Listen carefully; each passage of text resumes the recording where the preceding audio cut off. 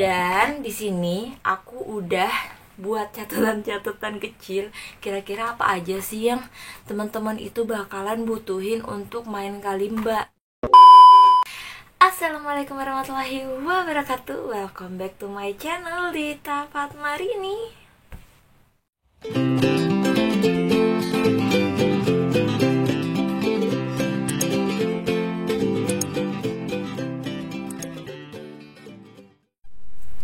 Seperti yang teman-teman udah baca di judul dan juga thumbnail dari video ini, aku bakalan ngasih 6 tips cara bermain kalimba.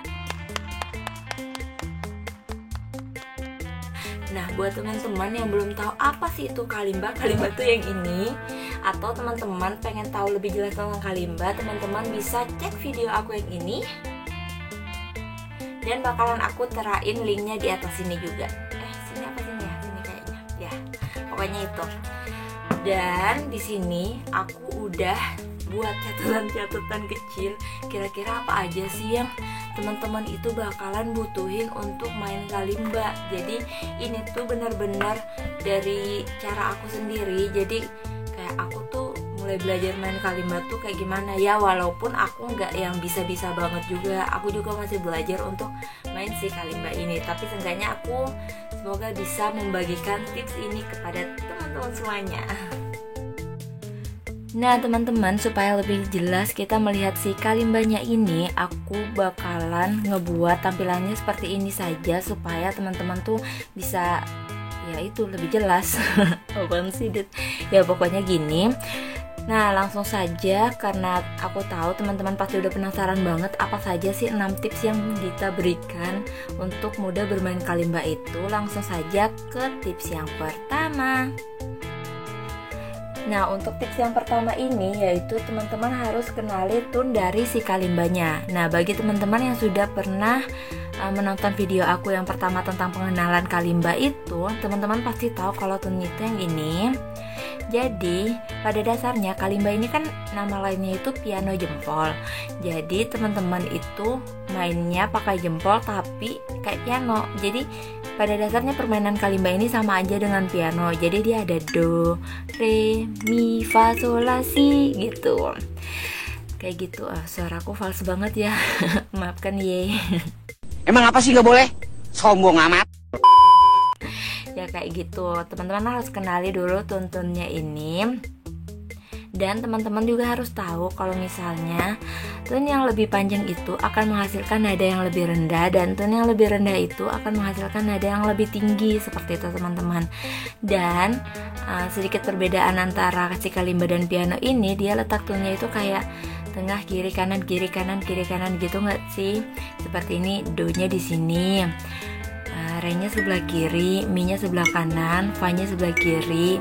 Kayak gitu untuk seterusnya teman-teman. Jadi teman-teman harus tahu, harus kenal yang satu itu dulu.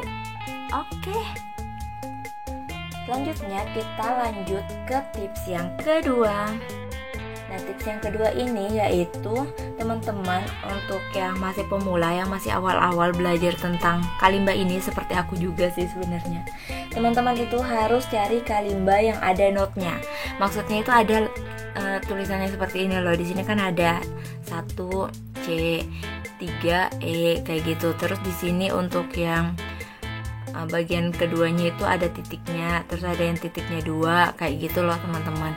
Atau alternatif lainnya, kalau misalnya teman-teman udah terlanjur beli kalimba yang enggak ada tulisannya, teman-teman bisa tempelin stiker yang teman-teman tulis sendiri kayak gitu. Jadi seperti semacam teman-teman tuh ada panduannya yang mana do, re, mi, fa, sol, la, si, do kayak gitu. Itu tips yang kedua. Nah selanjutnya untuk tips yang ketiga yaitu teman-teman bisa nambahin stiker seperti ini. Di sini kan aku ada 5 stiker, ada 5 bagian yang aku kasihin stiker. Jadi cara aku pasang stiker ini sebenarnya aku juga lihat dari video-video yang main kalimba gitu. Pertama aku heran lah, kok mereka masangin stiker ini fungsinya buat apa? Nah di sini aku bakalan jelasin ke teman-teman semuanya.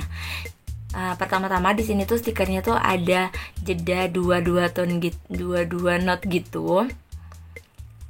seperti ini. Lalu apa sih fungsinya? Nah, di sini di samping sini aku bakalan terain pembacaan not dari si kalimbanya ini. Nanti bakalan teman-teman lihat itu ada garis, bukan garis sih sebenarnya, ada warna yang berbeda di C ini atau do ini sama yang B ini itu tuh ada garis yang berbeda. Jadi kalau misalnya teman-teman main sambil lihat not itu kayak gak perlu lihat tulisannya lagi. Bukan gak perlu lihat tulisannya sih, kayak udah ada patokan ininya loh, udah ada patokan notnya yang mana yang harus teman-teman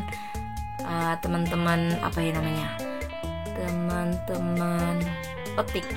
Ya, ini dipetik kan? Ya, kayak gitu. Itu untuk tips yang ketiga ya.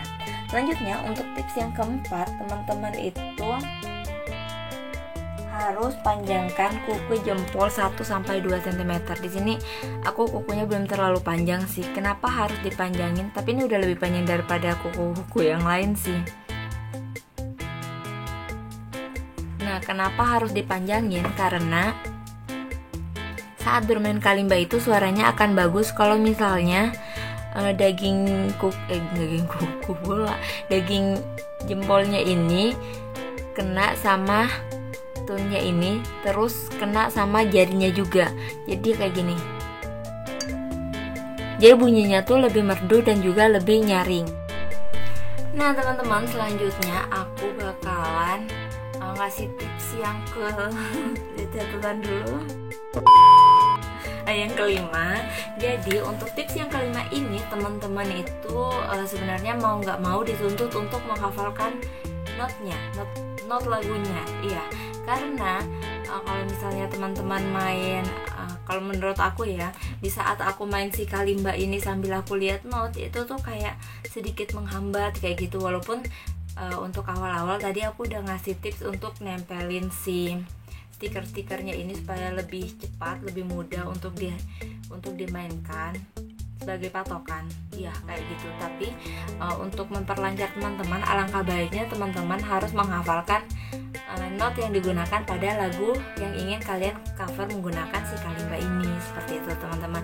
Jadi supaya lebih lancar aja gitu.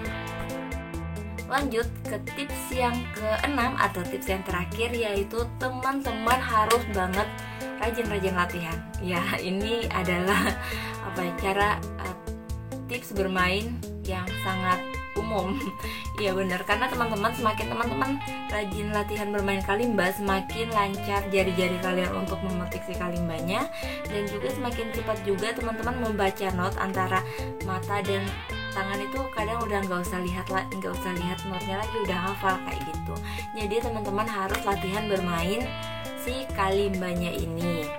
Jadi teman-teman bisa lancar-lancarkan jari teman-teman kayak main do re mi fa sol la si do, atau mungkin lagu-lagu yang gampang dulu kayak gitu, atau mungkin teman-teman mau mulai latihan dengan per lagu seperti yang kita lakukan, itu juga boleh. Jadi kayak sesuai kesenangan teman-teman aja. Misalnya lagi senggang nih, rebahan, sambil main kalimba kayak gitu ya. Itu seperti yang aku lakukan sih. Jadi kadang lagi rebahan gak tau ngapain, lihat kalimba nganggur, ya udah ngambil kayak gitu. Jadi sebisa mungkin teman-teman tuh nyempatin waktu buat latihan biar lebih lancar lagi main kalimbanya. Seperti itu, teman-teman. Kira-kira itu saja tips-tips bermain kalimba, tips-tips mudah, tips-tips cepat, ya pokoknya itu tips-tips agar bisa bermain kalimba. Semoga teman-teman bisa mendapatkan manfaat dari video ini, atau bisa lebih cepat juga bermain kalimbanya. Mungkin bisa ngalahin Dita juga, orang Dita baru belajar juga. Jadi kita sama-sama belajar di sini. Semoga kita makin hebat lah bermain kalimbanya. Seperti itu, teman-teman. Terima kasih karena teman-teman sudah menyaksikan video ini. Semoga video ini dapat memberikan informasi lebih dan pengetahuan lebih dan manfaat buat teman-teman semua tentunya. Dan Dita bakalan senang banget kalau misalnya teman-teman mau tulis di kolom komentar kira-kira enaknya setelah video ini diupload aku harus buat video apa lagi. Dan seperti itu saja video yang dapat Dita sampaikan. Jangan lupa like, comment, share, and subscribe. See you on my next video. Wassalamualaikum warahmatullahi wabarakatuh. Bye bye.